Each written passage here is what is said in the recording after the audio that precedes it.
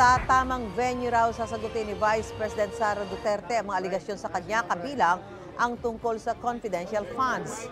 Nagbibigay kami ng saktong sagot at nagbibigay kami ng explanation ng mga accusations. Noong umakyat sa Supreme Court, yung kaso, lahat ng hiningi ng Supreme Court ay ibinigay namin doon sa mga tamang forum at sa tamang venue.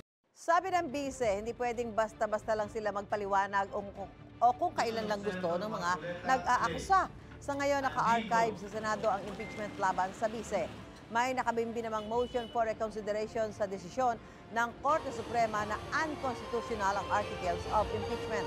Samantala, sinagot ng bise ang pagkwestiyon ng ilang mababatas sa kanyang pagpunta sa ibang bansa.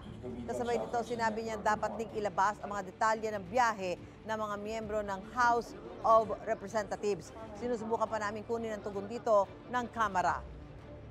Ilabas din siguro nila yung travels ng mga members of the House of Representatives bago sila magtuturo ng mga tao na constant travel. And sa totoo lang, hindi naman ako nag-travel dahil gusto ko mag-travel. Nagta-travel ako, lumalabas ako ng bansa dahil frustrated na ang Filipino communities abroad sa nangyayari dito sa ating bayan. At pangalawa, bumibisita ako sa tatay ko na nakakulong